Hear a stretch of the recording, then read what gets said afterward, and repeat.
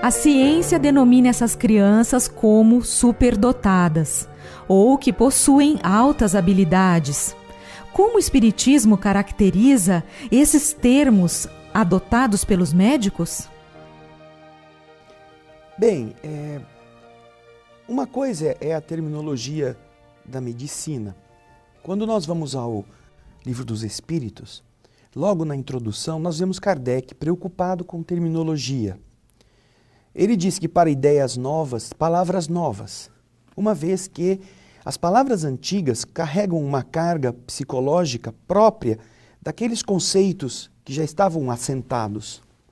E é então quando ele funde para falar daquilo que ele estaria apresentando ao público, a palavra espiritismo, que é diferente de espiritualismo, que é diferente de outras denominações que na época eram conhecidas. Espiritismo como uma definição clara do que seja essa doutrina que ele está lançando, colocando ao público.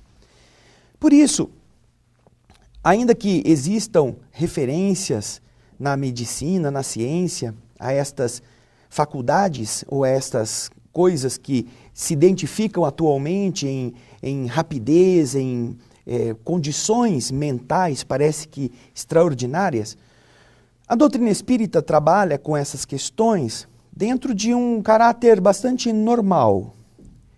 Ela apresenta em inúmeras circunstâncias as posturas de ideias inatas, de conteúdos já aprendidos em vidas anteriores, que se manifestam eventualmente nesta faixa de infância, que podem espantar as pessoas.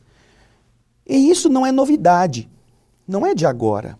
Essa condição de precocidade, ela vem ao longo da história espantando as pessoas e fazendo muita gente ficar famosa, inclusive nesses períodos infantis. Nós temos o caso clássico, que é conhecido como de Mozart, que bem cedo já compôs sinfonias, concertos com 6 anos, e foi uma criança prodígio.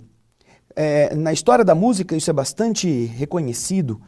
Agora, nós vamos encontrar também essa precocidade em muitas outras áreas. Na doutrina espírita, nós temos as leis morais falam da lei de progresso. E o progresso, quando nós vamos estudá-lo, ele se refere a progresso intelectual, que é necessário vir primeiro, para que dele decorra o progresso moral. Nem sempre os dois caminham juntos. Então, o ser que já progrediu e que vai renascer, ele carrega consigo todo o conjunto de ensinamentos que ele acumulou. Estas orientações estão muito bem definidas no Livro dos Espíritos, nas questões 194, 218, 219. Elas tratam dessa temática, falando que o espírito não perde nada daquilo que ele já aprendeu. E, eventualmente, quando vai tomar o novo corpo, daquele ponto para frente, ele tem familiaridade com aquilo que ele já viveu antes. Então, o que a medicina chama de crianças superdotadas, seres bastante assim diferenciados, é apenas a manifestação na visão espírita daquilo que a regra das leis espirituais estabelece. Nós todos temos condições de herdar de nós mesmos o conteúdo de aprendizado e de maturidade que nós já desenvolvemos. Agora, naturalmente, que nem sempre, e esse é o problema, a questão de ser superdotado significa ser evoluído como espírito. Existem, e os próprios espíritos assinalam essa questão, espíritos que são muito inteligentes e que são maus. Então, há uma confusão na mente das pessoas quando tratam dessas questões. O filho é superdotado, a criança é muito inteligente, querendo dizer que ela é muito elevada, quando isso não necessariamente é verdade. E isso está bem explicado também nas obras básicas da doutrina espírita. Na lei de progresso isso vem bem assinalado. Existem espíritos muito inteligentes que são maus.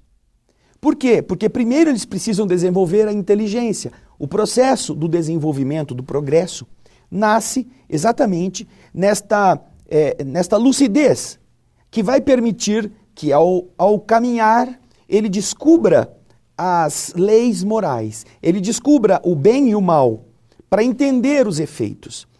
Mas enquanto a inteligência não está madura para entender isto, ele preferirá aquilo que é fácil, aquilo que é gostoso, aquilo que lhe dá bastante prazer, em detrimento dos demais. Então, isto significa o quê? Inteligência ainda não amadurecida para o discernir dos seus efeitos. E então, a doutrina espírita, ela, ainda que reconheça que a ciência tem andado e usando essas terminologias, trata destes seres que hoje têm muitas facilidades, que têm muitas noções que são assimiladas com rapidez. Na doutrina espírita, isso já vem sendo tratado há muito tempo, com as terminologias próprias que o espiritismo apresenta para a abordagem deste assunto.